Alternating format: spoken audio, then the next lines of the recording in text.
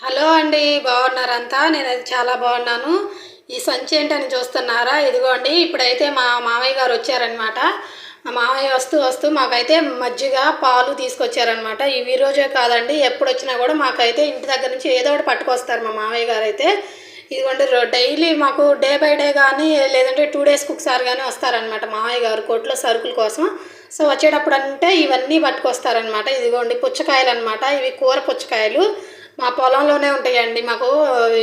ఇవి దోసకాయలు మాకు పొలంలోనే పండుతాయన్నమాట. పుచ్చకాయలైతే తీసుకొచ్చారు ఇప్పుడు కూరకి. వీటినేమో వీళ్ళొచ్చేసి లోయ అంటున్నారండి. ఇక్కడ ఈ మార్వాడి స్టేట్ కాబట్టి ఈ రాజస్థాన్‌లో లోయ అంటున్నారు. మనమైతే పుచ్చకాయలు అంటాం కదా! సో, ఇవన్నమాట.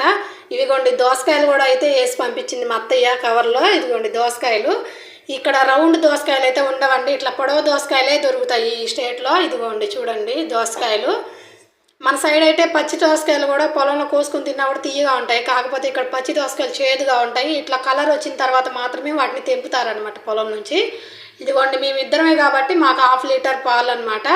1/2 లీటర్ పాలు మా హస్బెండ్ చాయ్ తాగడానికి కానీ, ఏదన్నా వండుకోవడానికి కానీ, తోడుపెట్టడానికి సరిపోతాయన్నమాట. 1/2 లీటర్ మేమిద్దరమే కాబట్టి.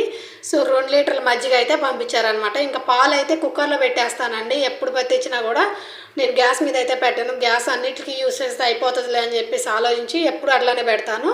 ఇంకా మజ్జిగ అయితే కనుక తెప్పాట్లో పోసేస్తున్నాననమాట. డేక్షాలో పోస్తున్నాను.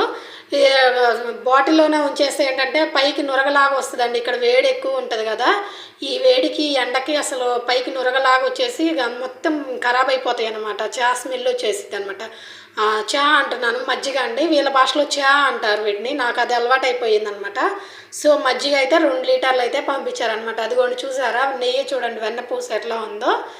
మా అత్తయ్య అయితే చేత్తో చేయరండి. చక్కగా మిషన్‌తో చేసేసి మిషనే పక్కకు నెట్టేస్తది వెన్నపూస. సో, అలా తీస్తారనమాట. ప్రతి రోజుకి ఈజీగా మా అత్తయ్య అయితే ఒక 1/2 కిలో, కిలో వరకు తీస్తారనమాట. ఎందుకంటే మాకు ఆవులు ఎక్కువ ఉంటాయన్నమాట. ఓకేనా ఫ్రెండ్స్? Bye friends.